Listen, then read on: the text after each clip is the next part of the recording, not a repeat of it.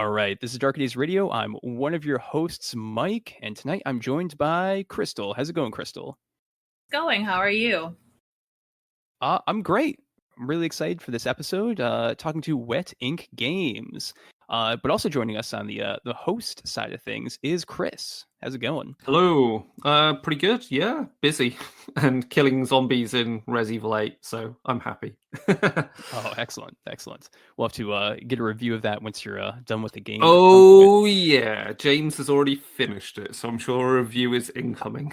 Oh my gosh. Awesome. And then also joining us is Matthew Orr from Wet Ink Games. How's it going? Hello. It's going Hey, not Matthew. too bad. Yep. And then in addition to that, we have his partner in crime, Brandon Aten. How's it going? Hey, everybody. Yeah, it's going great.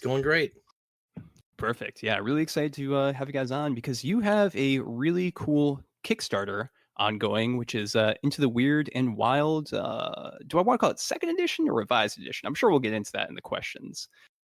But it's a really exciting horror gaming supplement and fantasy gaming supplement, which I think will really interest a lot of listeners.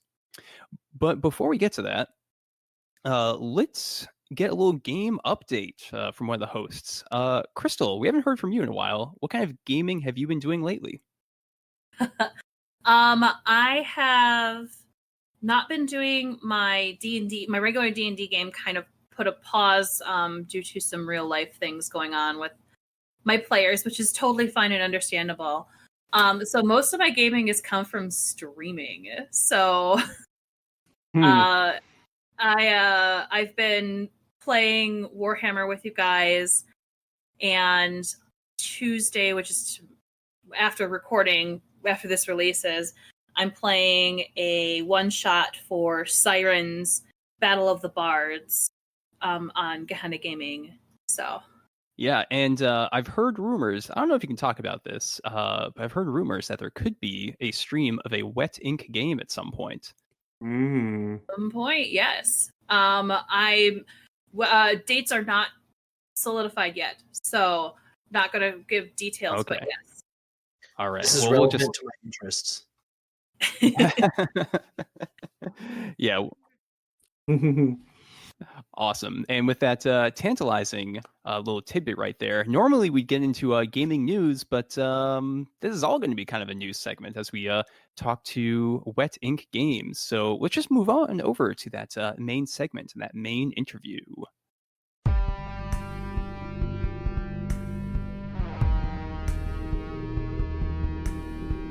All right.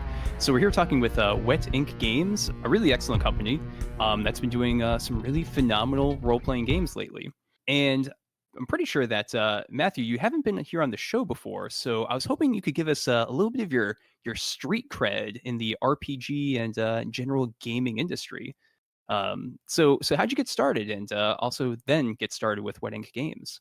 I know I've told this story before, but maybe not to your listeners. I don't remember how I discovered role-playing games, because I know I went to the game store and I bought a set of the polyhedral dice. And I was like, I know you play games with these. I don't know what that is. So I got a piece of grid paper and some of my friends, and we sat at a picnic table outside. And I was like, all right, you're in a clearing, and there's trees on every side. And they're like, we go north. And so then I drew little trees to the hex to the north. And then I was like, okay, I guess I'm going to use this little diamond-shaped die, and there are 4 goblins here. And they're like, great, we fight them. And I'm like, great, here, roll these 3 dice. You know, I just made it all up. I really don't know where I learned that it was a thing you could do. Whoa. But I just got some people together and started doing it. Like, that is epic. Oh my gosh.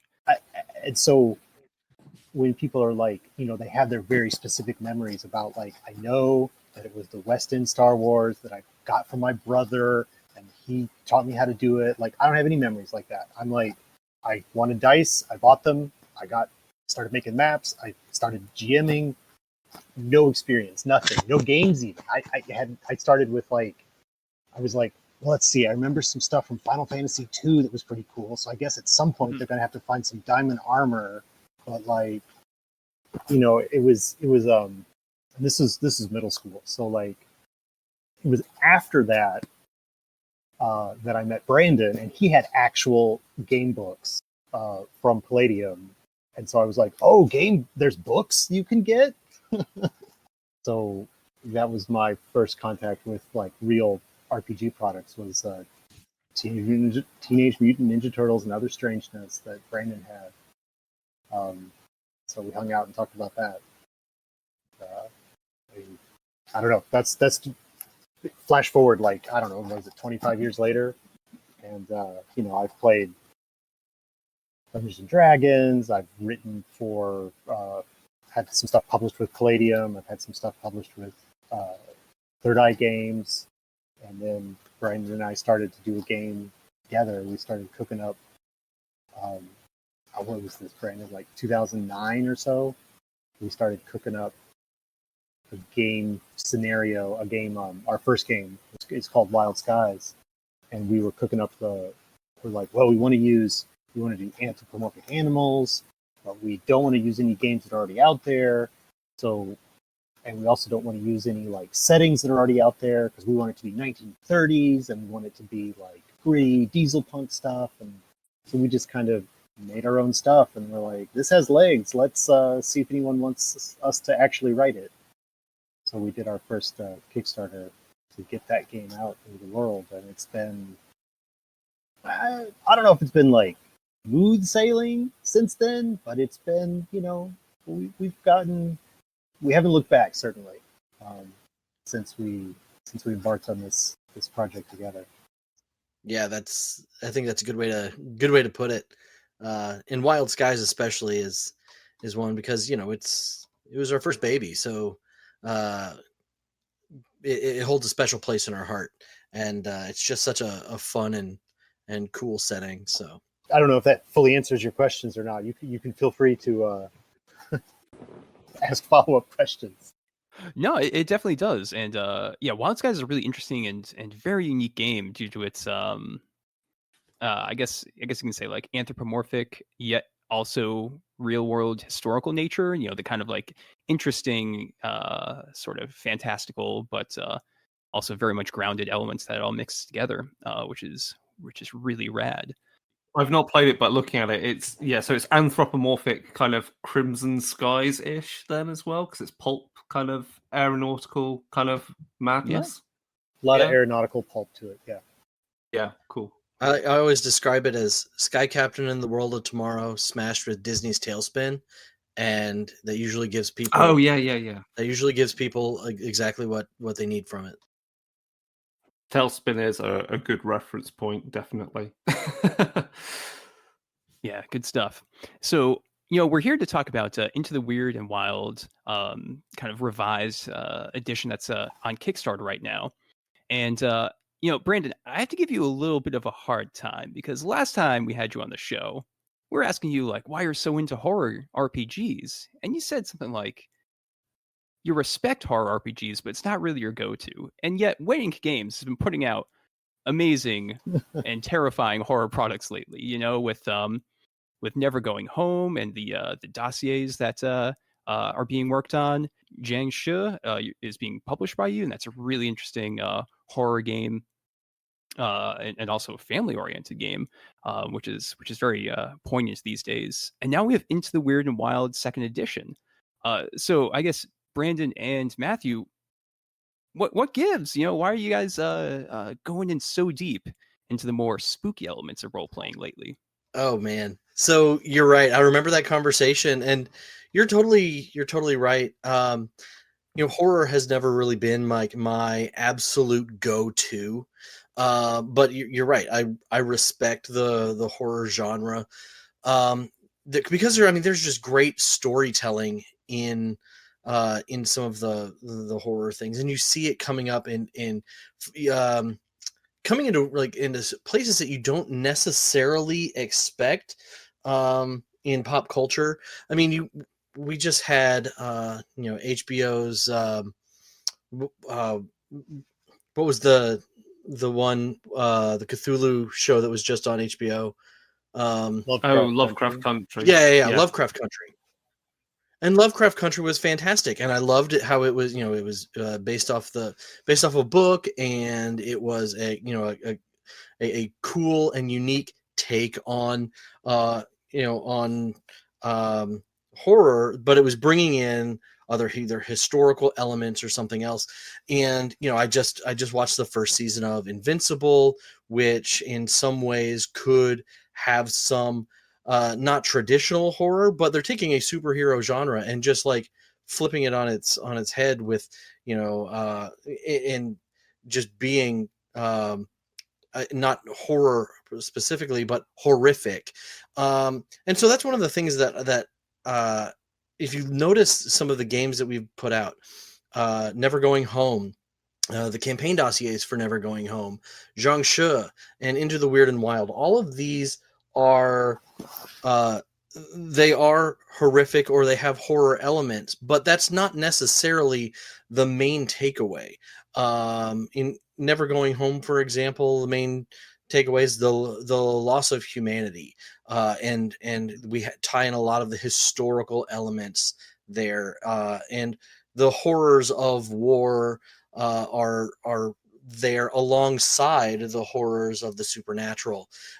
In Jiangshi, you're managing a restaurant. You're running a restaurant with your family, and you're trying to survive the night as these Chinese vampires are these hopping vampires are just haunting your family and affecting your ability to live your life. And so yes, they're there, and yes, they're horrific elements, but again, your family life is where a lot of the true role-playing elements are. And Into the Weird and Wild is, and Matt can definitely give us some additional perspective on all of these as well. But Into the Weird and Wild, it's the element of it takes place during your Indiana Jones travel music. It's like, we're not just going to go from town A to town B and just say, okay, you had 6 days of travel. It's like, no, you can have additional adventures, and you can make that travel scary, as you may find yourself lost. You may run into some trickster beings, or run into something that obviously does not want you there into the deep woods, for fear that your humanity is going to affect you're going to cut down the woods and make farmland. It knows better. It's a level of self-preservation. So there's always something else there beside alongside the horror element, and those are the things where I think our products really shine. And I'll also say that these aren't things that we are writing. These are things that we've partnered with developers and designers who are doing some of this work, and these are the niches that we want to fill and we want to highlight in the industry. So that's the kind of stuff that we really love to do. Yeah, I don't know that I need to add too much, but to that, I think at this point anyway, it's kind of like, I'm just thinking about like the kind of, a director that makes a movie and then like, oh, well, that was great. I want to work with that director to make another movie just like that. So we didn't necessarily seek out Jiangshi. Banana Chan and Sing Foon Lim came to us with like, hey, we've got this project and we want to partner with you on the project. And, when you've got designers of that caliber saying that they want to work with you, you don't say no. And then same with Charlie and Feral Indie Studios for Into the Weird and Wild. People have asked him for a long time, like, are you going to reprint that book? And he's like, I don't really want to do that, but because it's a lot of work. Maybe Wedding Games, we can partner together and we can do another edition of the book. So again, if he wants to work with us on that, like, we're not going to say no. So it has kind of become a bit of a brand for us, especially working with Charles Ferguson-Avery on another project. But they're great people to work with, and I wouldn't want to say no just because like, we've done horror. You don't let an opportunity like this past 5. Understood. Very cool. Very cool. Into the Wyrd and Wild this is the second edition for it. What is the overall premise of it? Where did the idea for it come from, and how does it kind of fit into a game or a concept? First and foremost, this is Charles Ferguson-Avery wrote the text for this book, and he did the majority of the art. He's got a few other people who helped him do some of the art in it, but it's mostly his brainchild, basically. And he tells the origin story of it as like it basically comes from like his memories of living in rural Pennsylvania when he was a kid. I mean, he still lives in rural Pennsylvania, but specifically when he was a kid and spent a lot of time traipsing through the woods, like that feeling of the woods don't want you here. You're not part of the woods. Like the woods is other to you as a human being, and he has sat with that and tried to capture that feeling in a supplement. So that makes it into this book, which is a supplement for basically any kind of role-playing game you want. It is not specifically like a tied to 5e product. It is, or any particular game, and it's about the creepy woodlands. Like it's got a full range of stuff. It's got factions, it's got magic, it's got plants, it's got a huge bestiary, it's got some special rules in it about like how to travel in the woods, how to get supplies, how to watch the phases of the moon, how to hunt for animals, how to harvest stuff from animals, like a bunch of stuff that can basically, not that it can only happen in the woods, but that like it is very much tied to like you are living in the woods, you are experiencing the woods up close and personal, and nothing in the woods wants you here. And when you say like it has examples of like things you can do with the survival out in the wilderness, is that because you're saying like, as you say, it's not tied to any particular system? So is that it? So what's presented is more like a way of structuring within your games those activities? Yeah, so there's a level of structure, things that you can find. How long that do you want to take to skin and prepare a hide, things like that, and some ways that maybe some of those things can be used to provide maybe some magical benefits in your fantasy game. We used it for a campaign that we did. It was a 5e campaign. And there was a lot of wilderness elements. I was playing a druid, and I wanted to skin everything. I was able to get stuff that we could trade. Like I didn't use any coins at all. I would always barter with meat, or with prepared animal hides, or with teeth or claws, or glands, whatever I could have in order to to trade. And it was a lot of fun. There was some bookkeeping on my end, just making sure that like, okay, well, if I have the adrenal gland of this creature, I can jot down kind of like what it does, and which is really cool to see and use.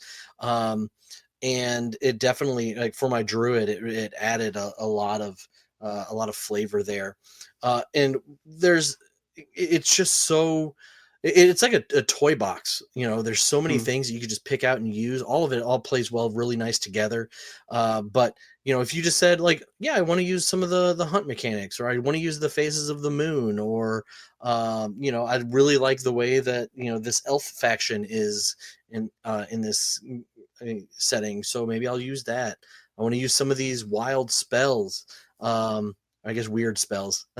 But yeah, you can bring all of that stuff in piecemeal, and talk with your game master, your narrator, and see what you can do. Yeah, I mean, it's good though it's system agnostic, because I've come from a position of I don't play lots of D&D based systems, so I'm thinking more from like, it sounds like a good, obviously something to reach to inform, say, a wilderness kind of scenarios for, say, Warhammer Fantasy, where there's a big dark forest filled with beastmen. So how do you survive? That'd be really cool to do. and something we should really explore in future in our streams. I'd love to hear what happens, with Warhammer Fantasy. I know Charlie just ran it the other day in a live stream for, and he was using Knave. We've talked about using it for even a like a post-apocalyptic setting. There's all kinds of stuff that you can do. But no, it'd be really cool to hear, how you pull stuff into in there. Like I'm gonna use it in a future Iron Kingdoms. I was going to say, yeah, Iron Kingdoms is a good fit. Unleashed in particular, because that is dealing with the wilderness and the creatures there, like the Scorn and the Gatormen and etc. Okay, Gatormen would fit right into this book. Absolutely. And Pharaoh are gross. They do weird things. I love the Pharaoh, but Gatormen, absolutely. Gosh. Yeah. It'll be perfect for that. Cool. Yeah. So leading on from that then, obviously that's kind of a good overview of what's in this book before we get too deep into any particulars. So what does this second edition bring compared to the first edition that came out not too long ago? I mean, this is a reprint, obviously, so that means more people get hard copies into their hands. So that's great. But what's the extra bang for the buck in there? Yeah, that's a very good question, and that was actually some of the stuff that we wanted to highlight just on the main page. And we had a lot of people who were backers of the first who are still backing at the second just because they want an additional copy for their group and stuff like that. But Charlie, when he originally did it, he got some really good feedback once he got it into the hands of people. And he said, "Oh man, I was kind of kicking myself for not including some of this stuff, basic stuff like an index." But he added some new tables for encounters, things that you can encounter in the woodlands, not just random creature encounters, but also things, just creepy things that you could hear or smell or see off in the distance. And just there, as a fan of old school random tables like this, the stuff that was added was just great. He wanted to improve some of the art. He said, okay, well, this is maybe a weaker piece. I wanted to refresh this. And so he included some of that. The original intent and the inspiration behind the book, why he wanted it out there, he kind of modified that a little bit in his kind of introductory like essay for the book, I would say, and just ways to kind of like implement all of these rules in that kind of toy box method that we were discussing earlier. And so a lot of it is just he wanted to get all this stuff out there in a slightly revised, tightened up and cleaned up way. And one of the things that when we started talking about this was, are there any future plans for anything else along these lines? And so we've tossed that around, and so we also kind of standardized the format. Like, this is going to be a hardback book. It's going to be 6x9, and any future books like this will also be hardback, also 6x9. He originally had a paperback version of it. We're not having a paperback version. Anything that you'll be able to get in distribution will be a hardback version of this book. And it'll be just a joy to use if you prefer Dead Tree format like me. Cool. I realize I've actually stolen Crystal's next question, sort of.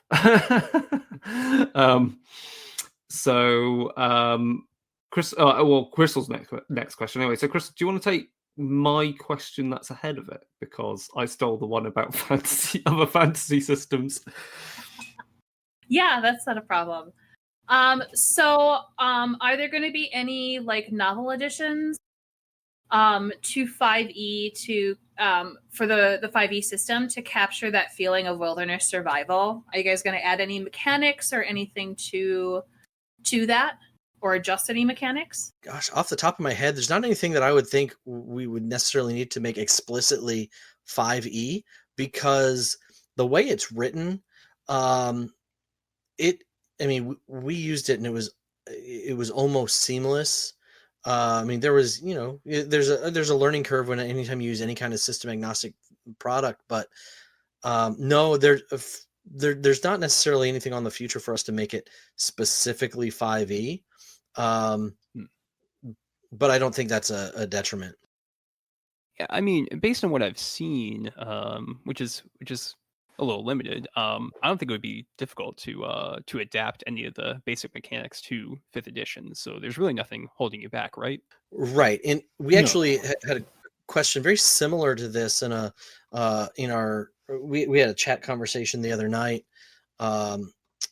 and it was really around magic spells, and people were like, well, what are your saving throws and stuff like that, and I'm like, if you've played 5e for half a minute, I actually copied and pasted the text of one of the spells, and I said, you can take a look at this right here, and the guy said, well, maybe it would need a saving throw, and I was like 13 or 14, and he's like, that's exactly what I was thinking, and I'm like, see, you've played 5e for more than 10 minutes. You can feel that out.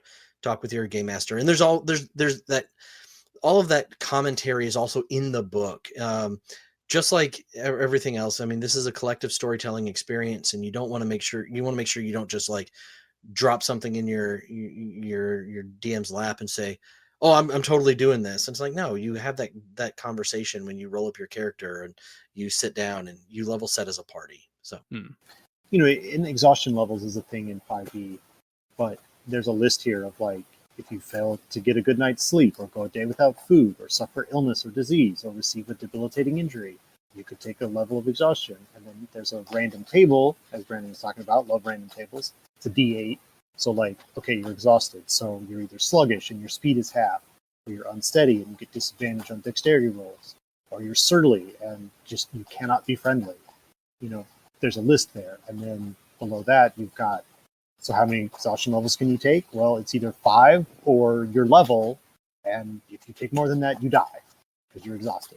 And those are different than, all of that is different than the rules as given in 5e, but just as an example of the kind of way in which it's very compatible with either a 5e game or anything where you're introducing the concept of exhaustion. Maybe the game you're playing doesn't have that, but here's a usable set of rules, what that looks like, the effects of being exhausted.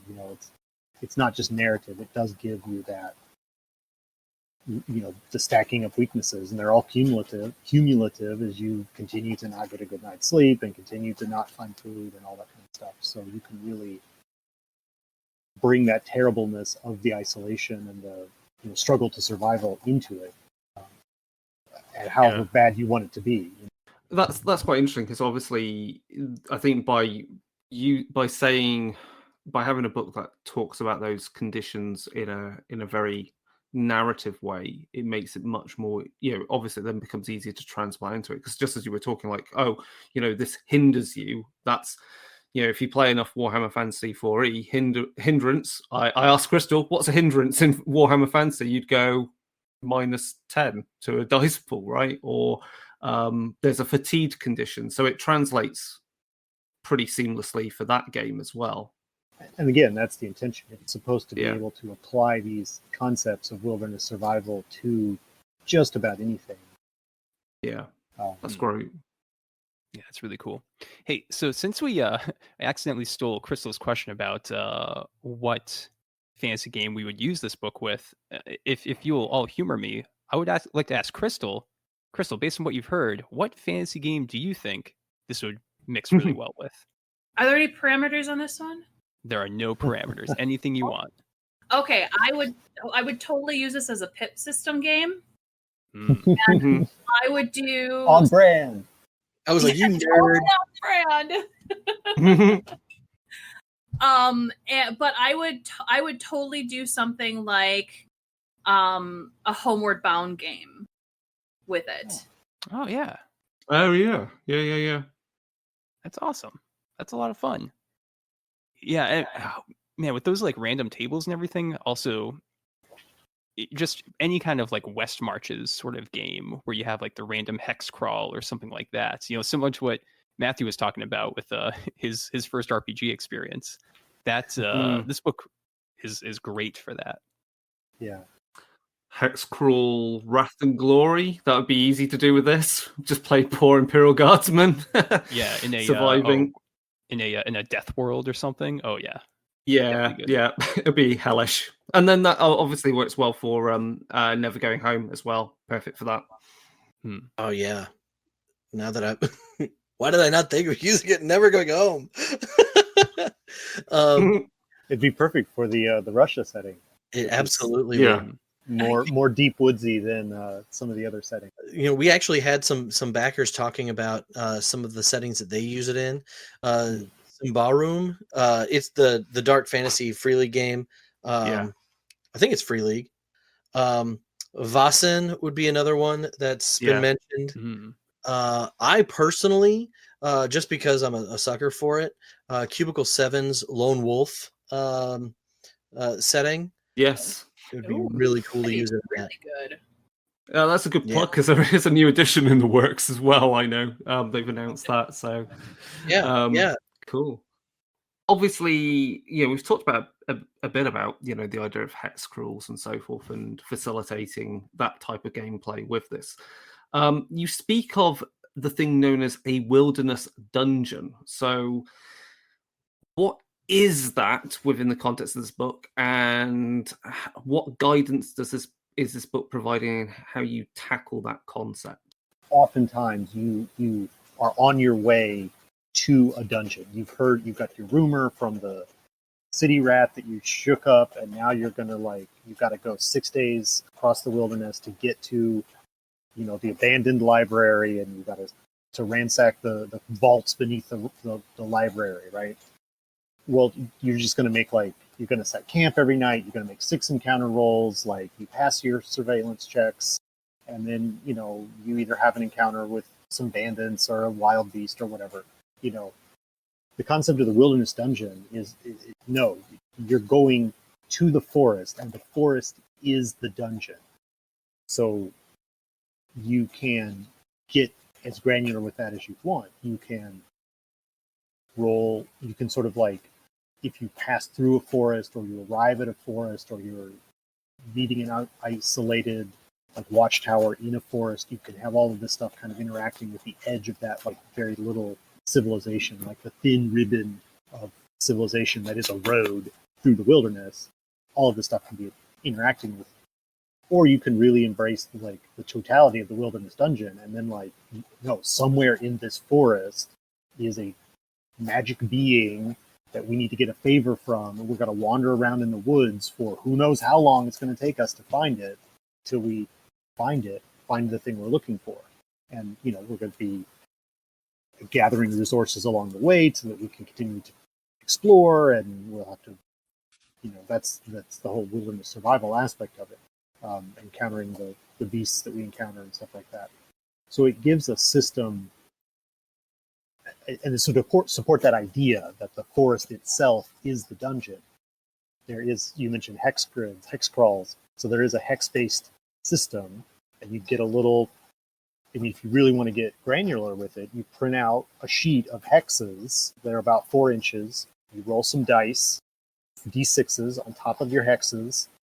The D6s are going to show you random tables, what kind of clearings are in the woods. You can roll randomly to connect these different clearings with different pathways. So you've got this is a marshy area that connects these 2 points, that connects an abandoned well and a giant tree stump. They're connected by the spine of some giant beast. That's what you have to walk on to get there between those 2 points. And then how weird are they? What do you find there? There's just a whole set of random roll tables to create the dungeon, either beforehand and throw your players into it, or kind of as you explore each area of the woods, you can kind of see, all right, well, how many connection points are there to this random place? Roll the dice, see how many connection points there are. What kind of paths are between here and there? What are you going to meet when you get there? And you could build out a whole dungeon, like I said, either in advance or as you play, to like have the woods themselves be the dungeon. I also get the feeling like I don't know whether maybe it also changes the sense of what all the challenges are, because like when you think of the classic D&D dungeon, you know, you're in the dungeon, you're going room to room, corridor to corridor, going through past traps and, you know, swarms or mobs of monsters to get to the loot.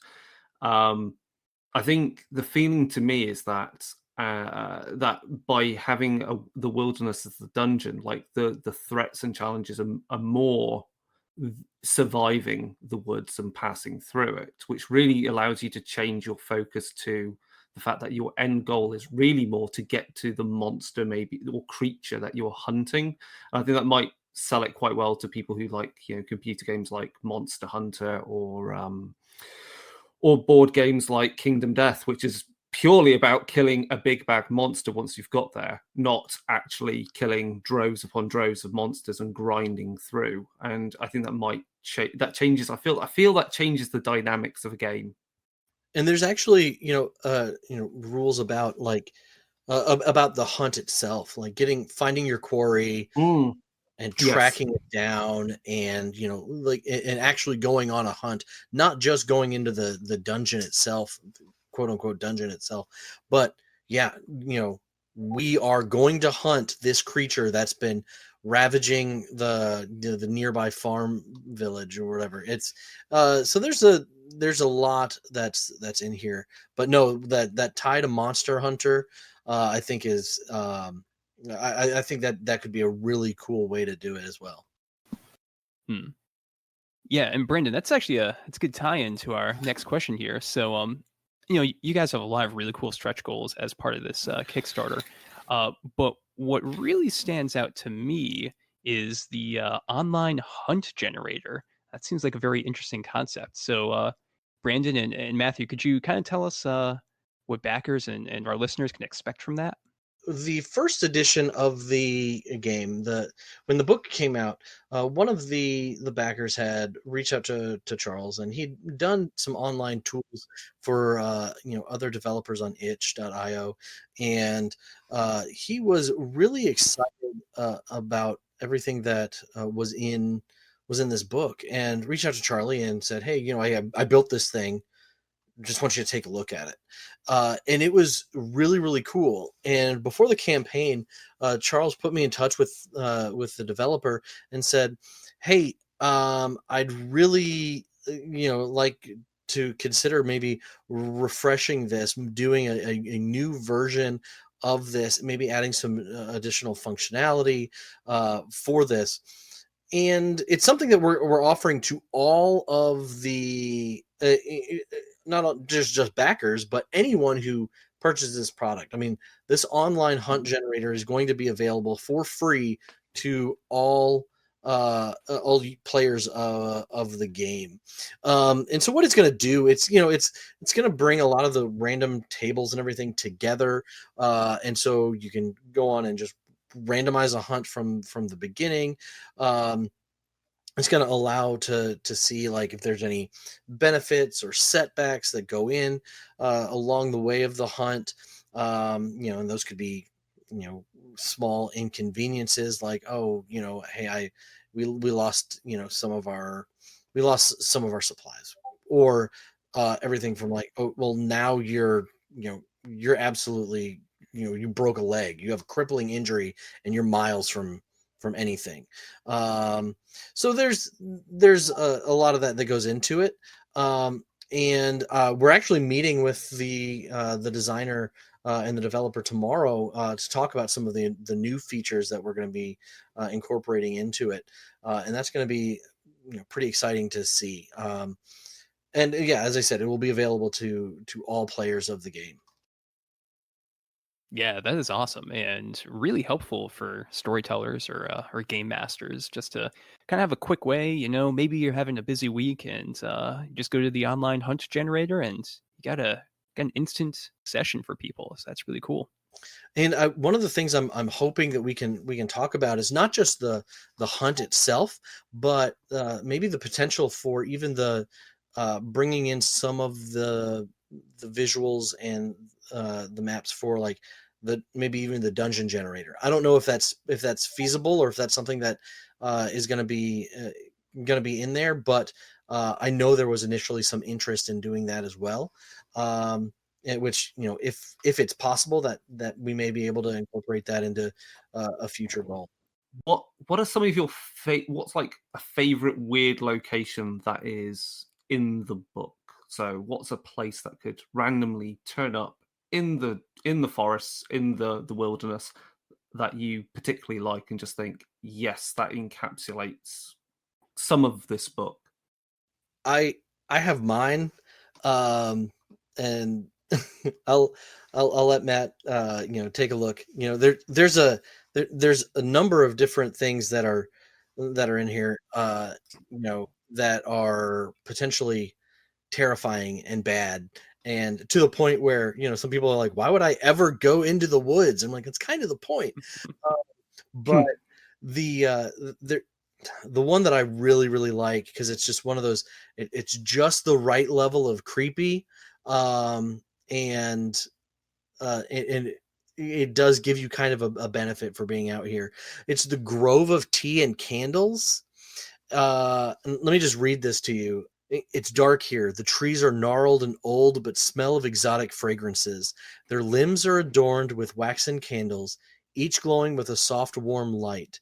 If you follow the trail through this grove of candlelit trees, you'll come upon a campfire smelling of fresh tea, surrounded by a group of reverent tea lovers and their kettles. They mean no harm. They'll trade their teas for coin or goods, and their wares are the most exotic variety and the highest quality. And it's just one of those things. It's like, it's completely unexpected, especially if like you've been, being, just beset upon by crazy monsters and horrific things like, oh, I just ran through a bunch of giant spiders and or whatever, and you just come upon this group of people who are just talking about teas and trading teas. I just thought it's great. It's one of my favorite things in the book. That's just some face shit waiting to happen. And it just reminded me why another game that would fit perfectly into is randomly procedurally generating locations in the hedge for Changeling Lost Second Edition. That'd be perfect. Oh yeah, cool. Just another thing that pops into my head. So, since you gave us your favorite weird locations, I am all about like really cool monsters and spells, especially ones that are like weird.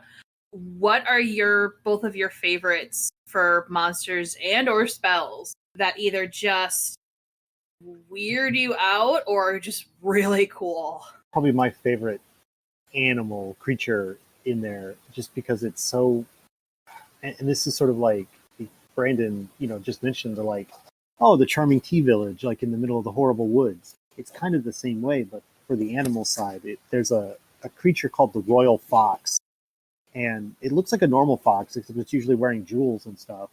And I mean, it's almost like a bit like a kitsune from Asian mythology, sort of, except it isn't that. It doesn't have multiple tails or anything like that. It's just a really clever being that's like convinced all this, like it's made deals with like stones that like, oh, I'm invulnerable to stones, like because I talked to the stones and made a deal.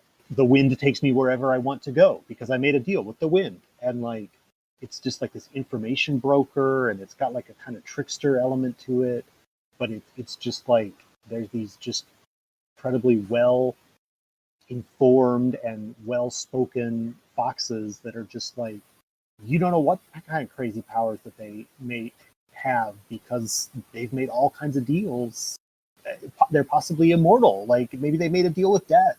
You don't know. Like it's just this sort of like, it's very dangerous to talk to one because like they're going to try and deal you out of something. And but also like, you know, they're information brokers. Like you could learn some stuff from them.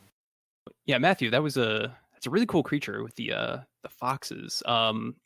Any spells that really stood out to you? There's one here that it's called Breath of Bees, and it's about what you would imagine. Like you just get a, you know, you get a bumblebee attack. You just breathe some bees on people.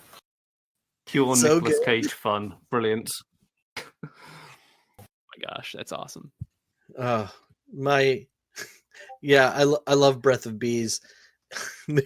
It's I just, you know, I have 3 kids, and you know, whenever they see a bee, it doesn't matter if it's a bumblebee or a honeybee or whatever, they're like, it's a bee. And I just think of that, like, some people just have a fear of any kind of like flying insect, and just imagine getting like a whole swarm breathed on you. Yeah, that evokes, I'd say, like that's very Wicker Man, Nicolas Cage version, obviously, not the bees, or like Candyman as well, with just swarms of bees. That's just great imagery.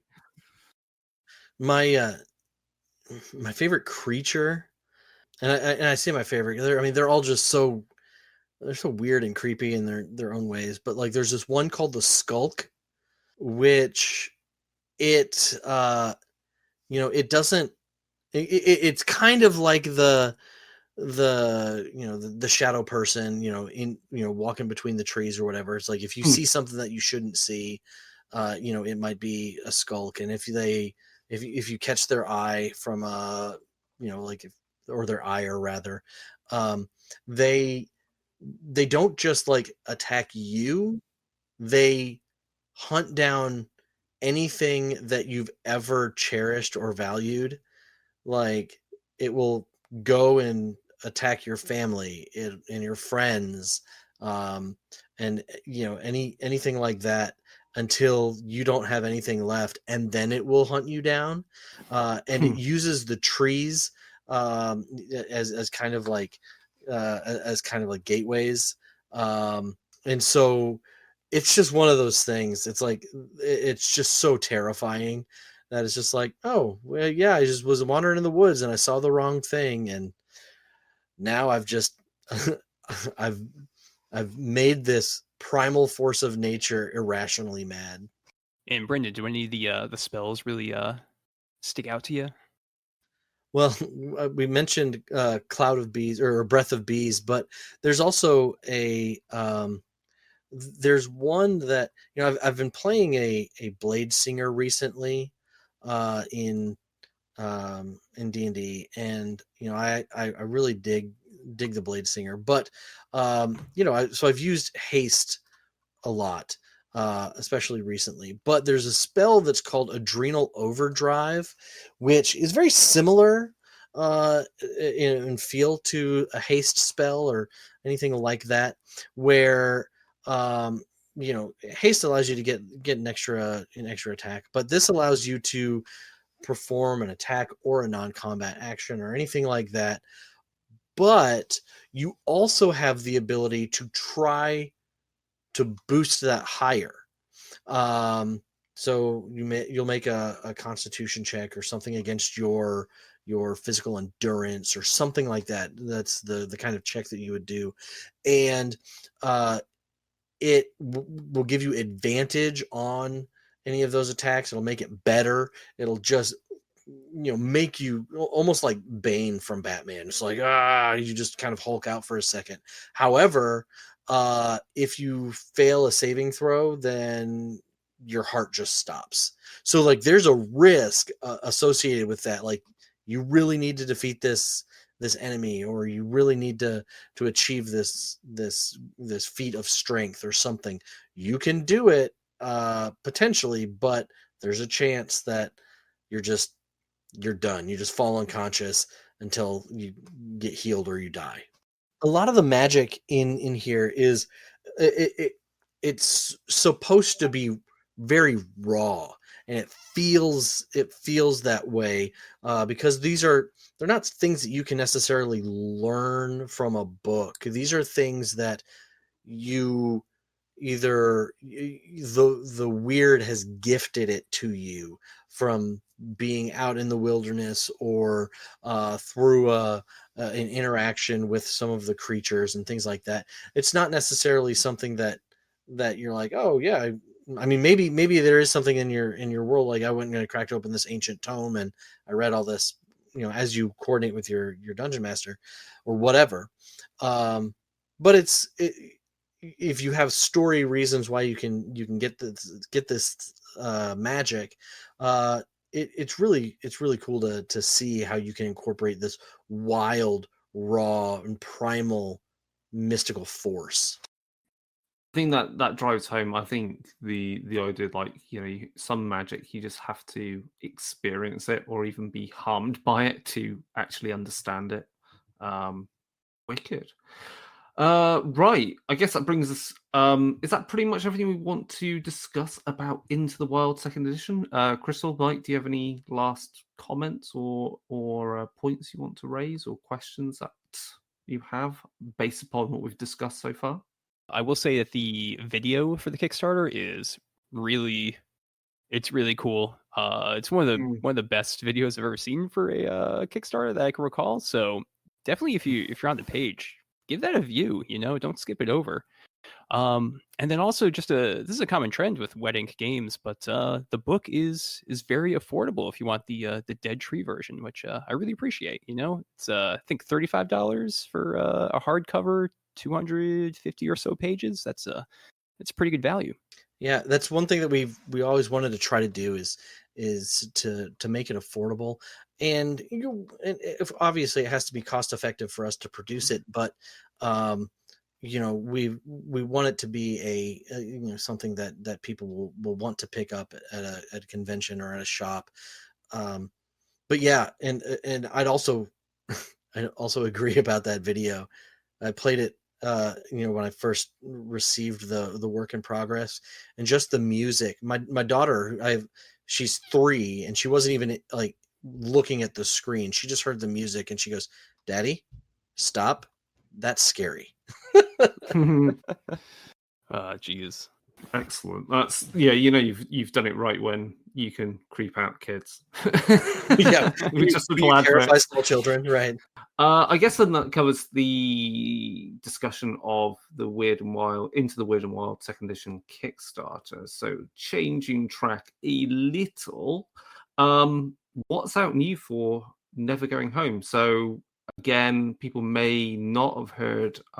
Listeners, anyway, you can go back to whichever episode. I forget the number, Mike. There's an episode where we did an interview, was it, or review? Yeah. I can't remember now. It's been a while. It was an interview with Brandon. Yeah. We'll put a link in the show notes so that people can check that out. Yes, and that covers Never Going Home. But again, people could do with a refresher so they don't have to go and find it. So what is Never Going Home? So Never Going Home, high level, it's Eldritch horror in the trenches of World War One. It's a historical setting, obviously alternate history, but there's this element where the veil between our world and the world of the others has been thinned by this the Battle of the Somme, this conflict that was going on, and so now the things in our world are getting corrupted, and so that's high level what Never Going Home is. And yeah, it's been expanding with other stuff. I'm gonna let Matt talk about this for a little bit because he spent a good portion of this year just intimately involved with some of our new products. Yeah, the newest thing that's out, and it's shipping now. So we received it from the printer, and backers are getting their product. So it's finally out in the world after more than a year. We ran the Kickstarter for it in 2020, February of 2020 is when we ran the Kickstarter for the dossiers, which the the original set of books was 4 books, and then the dossiers added 3 books, but each of them being very focused. So, as Brandon mentioned, World War I general setting for the first 4 books, but we wanted, because people that would buy it would ask us, like, oh, so, like, are you going to do campaigns? And we're like, well, it was supposed to kind of be freeform, and we have a ton of adventures, but they aren't really connected together. People were like, oh, okay. We're like, well, why not? Why not do campaigns? So each of the 3 dossiers that we have put together is focused on a very particular theater of the war. We have one set in Gallipoli, so in 1915. So you're going to be before things get really bad as far as supernatural interference, but you're going to encounter like the very beginnings of the problems in that Eastern, I guess it's Western Turkey, but Eastern Europe borderlands. The British Empire was invading Turkey.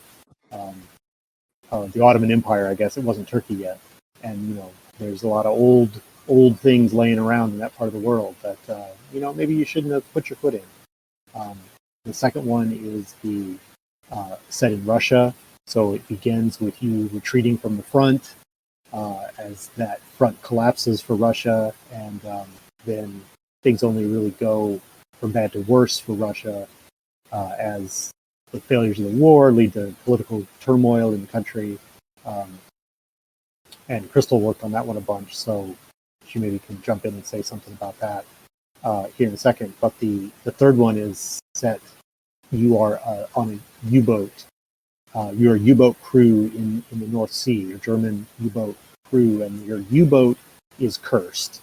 And you've got a mission to, defend the Imperial Germany, despite the fact that your U-boat is horribly cursed.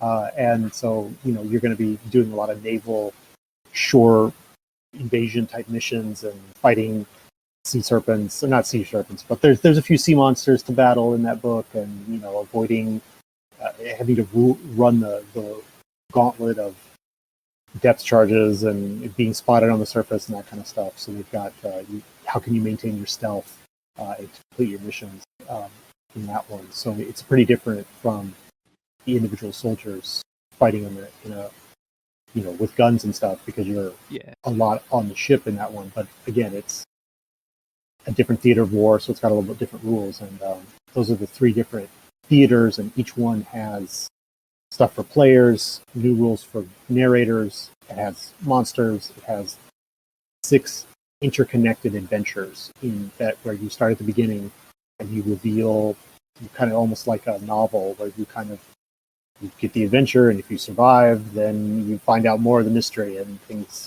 keep pulling you in narratively.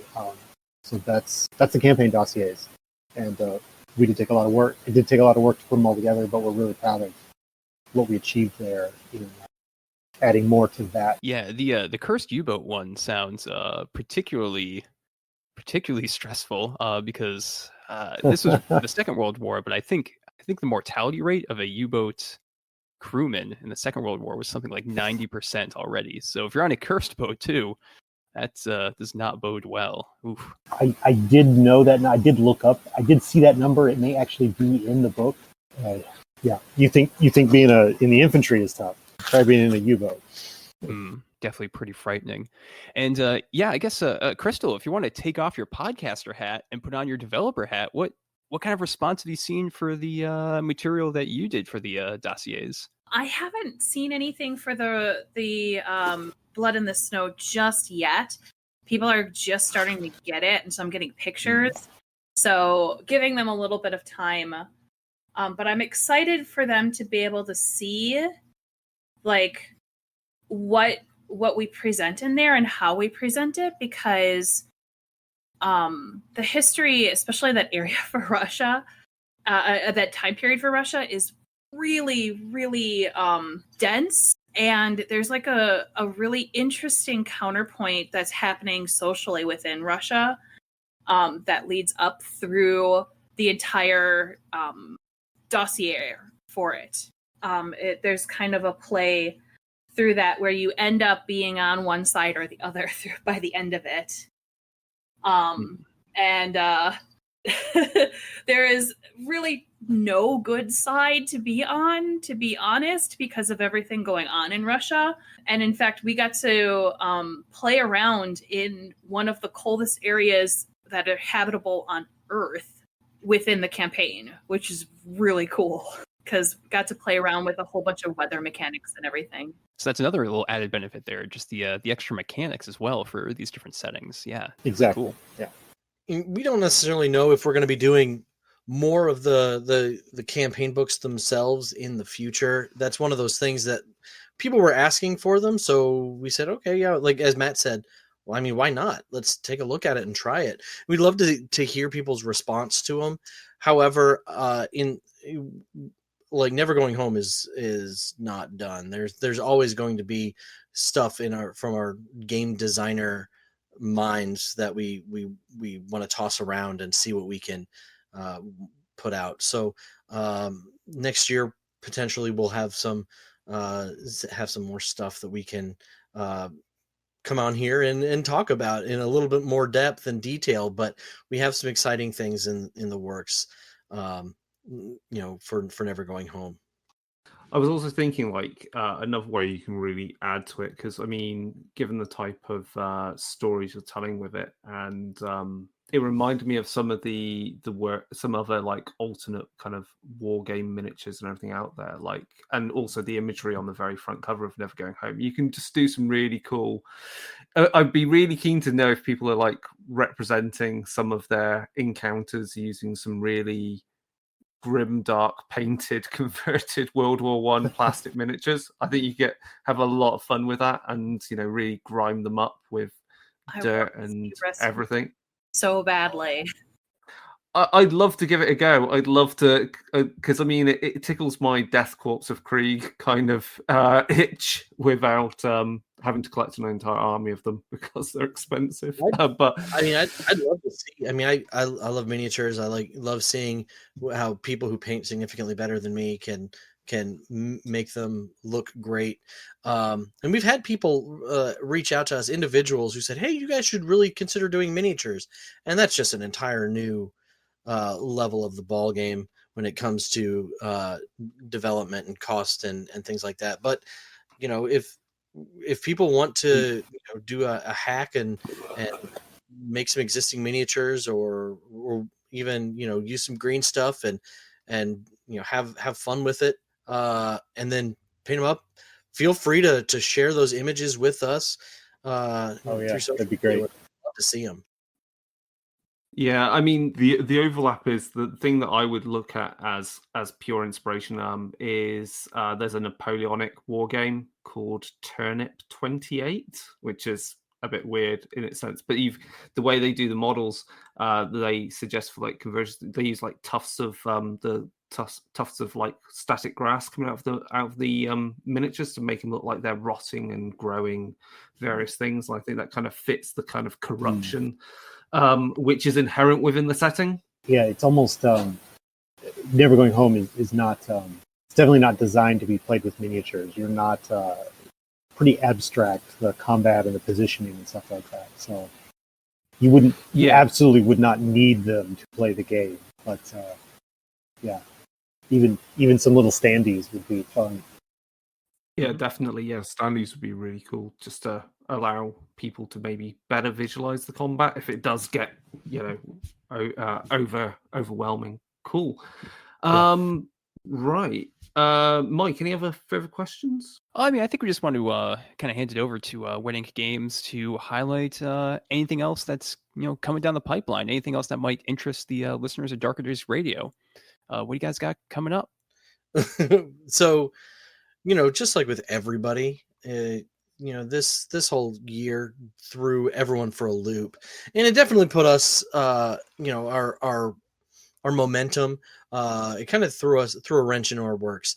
However, we have constantly been working with people and with different developers and designers trying to get some projects moving. As you can see, with Into the Wyrd and Wild, it's something that was mostly already done, but it was, again, working with another designer or designing team.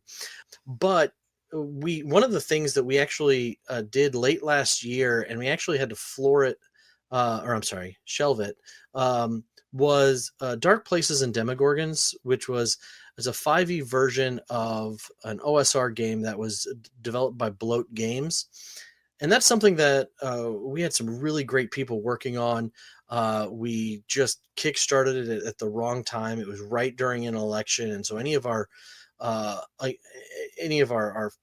funding and advertising, it was just going into a black hole, and we didn't understand why initially. But doing a kind of a, not necessarily a post-mortem on the campaign, but looking at it, we said, oh man, well,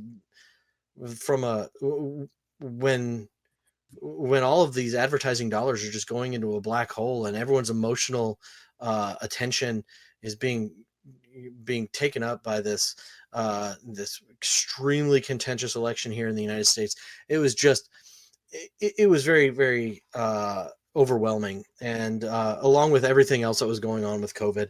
But that is something that we're still working on, and we're going to be getting our all of these things together for that team. The project is great, and I think that's something that we'll see later this year. We have another project in the works right now with some amazing designers. It's called Heckin' Good Doggos, which is a completely different game than Never Going Home. It uses the +1 system that Never Going Home uses, except it's just dogs doing dog stuff, as opposed to fighting monsters. There's some other micro settings and things that kind of will allow us to have fun and with other things, but that's something else that's on the horizon. It's a little different. We have a game that's also that we've talked about publicly before. Tyler Omachinsky is the writer, and it's going to be the art is going to be done by Stephen Wu, who did a lot of the interior art for Jiangshi and who did the art for Tenebria, Remnant of Rome, another one of our games. And it's called Frost. And it's kind of this post-apocalyptic setting where the climate crisis, that the world is dealing with, humanity tried to overcorrect, and so now the Earth is drastically colder. And that's another project in the works. So we have some other ideas, which as they get closer, we've been approached and by some of the people that have written for us in the past to do some really cool horror games. One that I play tested a while ago by Cleo Sundavis and Doug Lewandowski. But that's something that is we're looking at for potentially next year. But that's it's so early in the process. The game is done, but it's trying to see where it fits for us. There's a lot of great stuff coming from us. But again, it's we say it regularly. Ideas are easy and execution is hard. Can you go into more detail about Heckin' Good Doggos? What kind of adventures have you play tested in such a game? So Heckin' Good Doggos is originally it was just again dogs doing dog stuff, chasing cars and barking at the mailman and protecting your person. But especially with some of our micro settings, one of the things that we wanted to do was talk about let's have some different stories. So there was a graphic novel series called Beasts of Burden. I don't know if you've ever read it, but it's about neighborhood dogs, but there's supernatural stuff that goes on in the setting. So Beasts of Burden is great. If you haven't checked it out, I highly recommend it.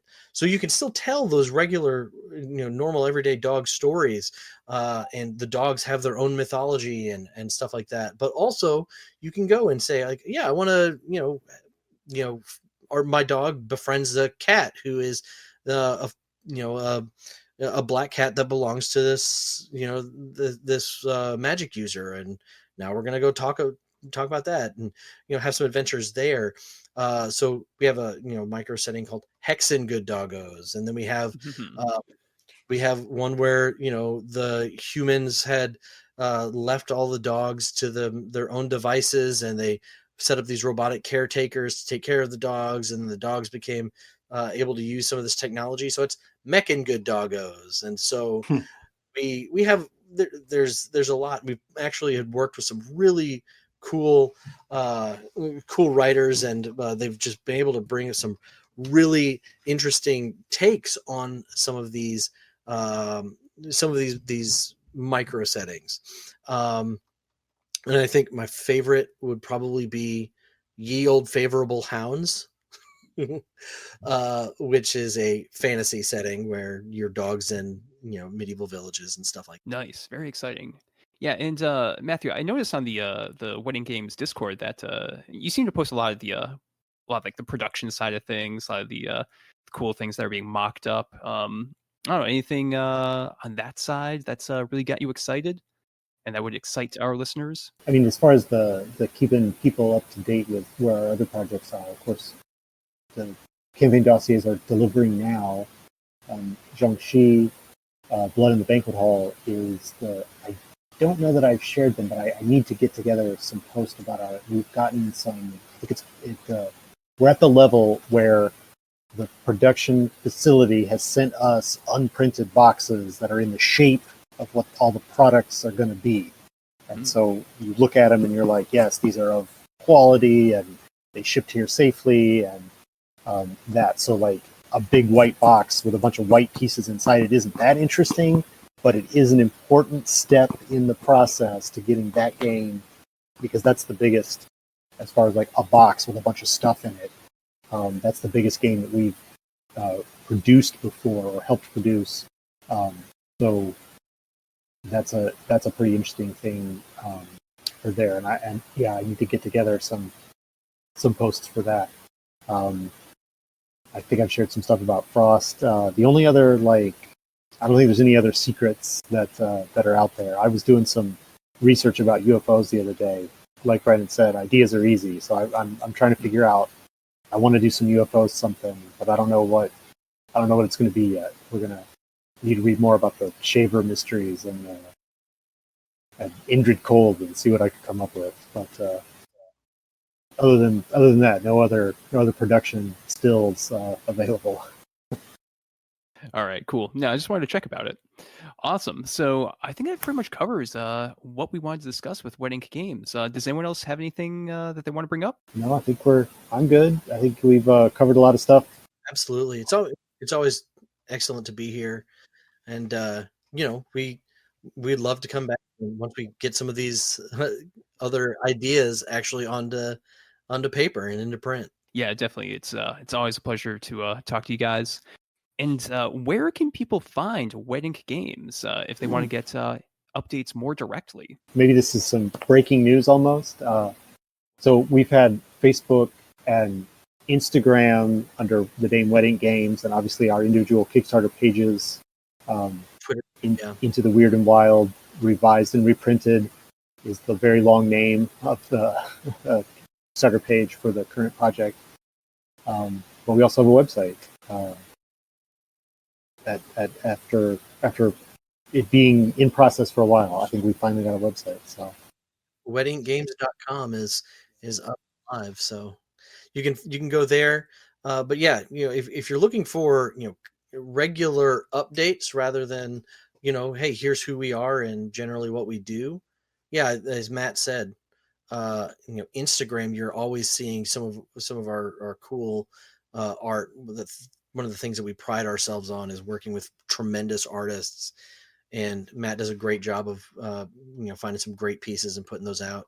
And Facebook and Twitter as well. All right, awesome.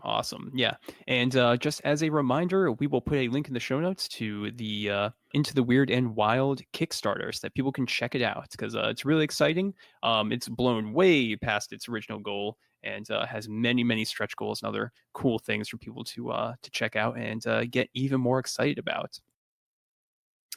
And of course, we are Darker Days Radio. We now have a link tree where you can find links to all of our different things. If you go to Linktree /Darker Days Radio, you can find a link to our Facebook, email address, the Twitter, our Twitch, and even the Discord server, which is a cool place to hang out and talk about different horror role-playing games. And I think that's pretty much it for this episode. Matt and Brandon, really appreciate you coming on to talk about things. It ran a little bit longer than expected, but you guys have a lot of great insight and a lot of cool stories about your different games and products. Yeah, thanks so much for having us. Again, we love being here. You guys are great. Thanks, appreciate it.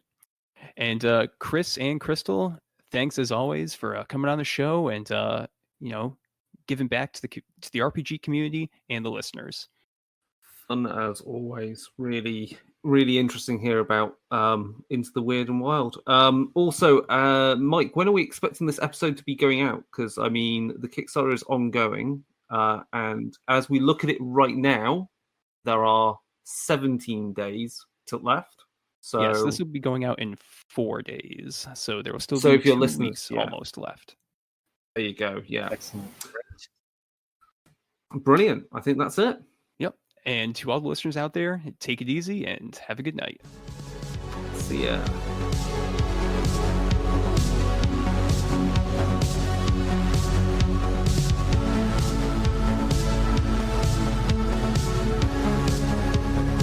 This has been an episode of Darker Days Radio. Special thanks to Occam's Laser for the intro, outro, and new bumper music from their hit album, 9 Circles. Check out the rest of their work at occamslaser.bandcamp.com.